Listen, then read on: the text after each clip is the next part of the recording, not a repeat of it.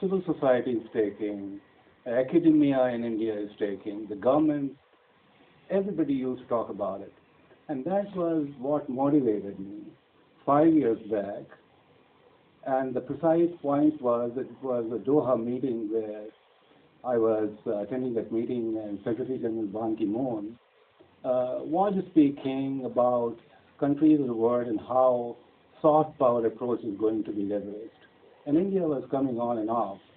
And he said, and I remember, that if China can start spreading their wings by setting up Confucius centers around the world, and I saw the one when I was in London School of Economics in 2010, Confucius centers were being set up across Europe. And when I live in Europe, I see that every European country has not just one Confucius center, but several.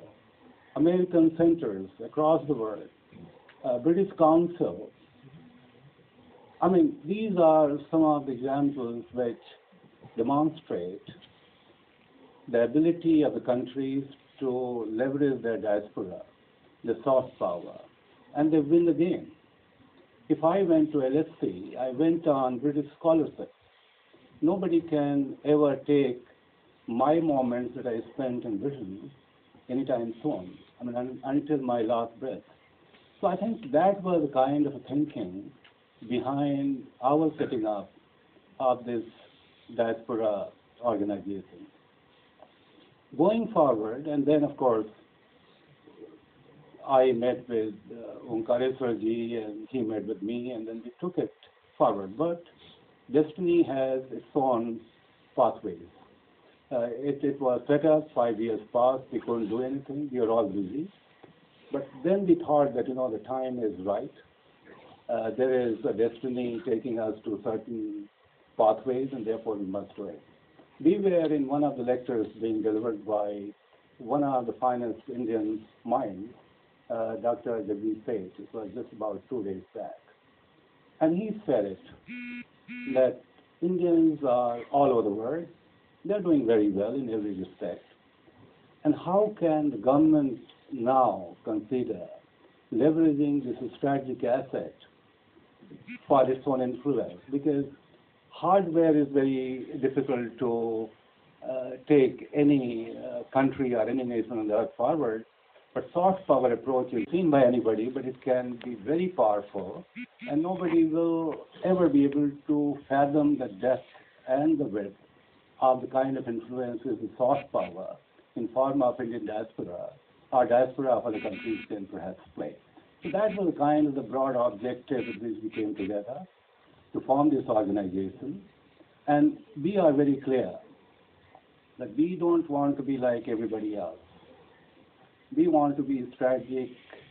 We want to be doing things which will support, complement, and supplement what the government has been doing.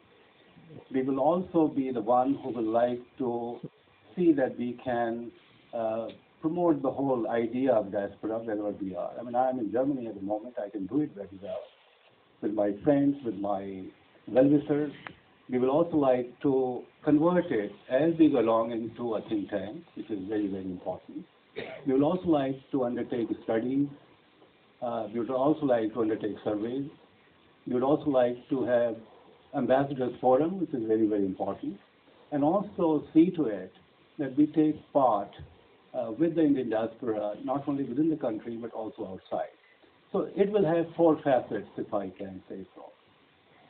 The first facet would be one of research, evidence generation, data digging. There's hardly any data, I mean, at least I may be wrong, and please forgive me if I am going to make this sweeping statement. I do not really find enough data or evidence on issues related to diaspora.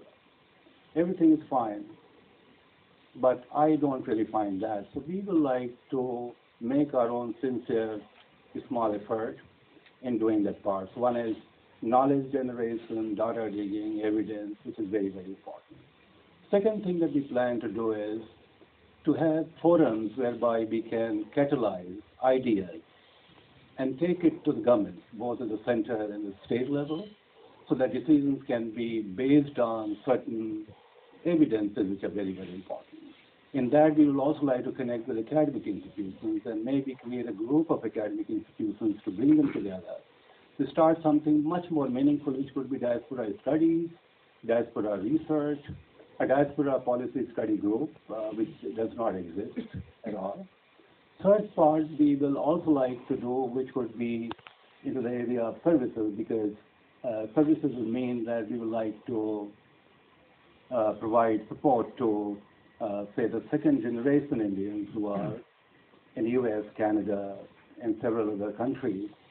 They are the ones who have not seen the motherland, but they are sons and daughters of Indians who have been doing pretty well. How do we really capture and captivate their imagination about the country, which is very, very important. And finally, we also want to do things which would mean that how do we really engage in policy dialogue, several instruments which will ultimately want to help and support the government. I'm saying the government has been doing a great job. There is no doubt about it. But I think there will be need of organizations like the IMC to act on the ground and see to it as to how can we really complement and supplement the great efforts that the government has already been making. But that will happen only when we sort of connect those four pillars in a way which is seamless, which is working together, which is very well aligned, and how can we really strengthen the hands both at the state level, which is sometimes very difficult, sometimes very ad hoc, and also the central government, which has been doing a lot of things. So I will not really go too deeply into what we are planning to do, but whole idea is how do we really work together? How do we really bring people who want to do a lot for the country? I mean, I meet with several people in Europe. They say, you will be very happy to come and do whatever we are asked to do.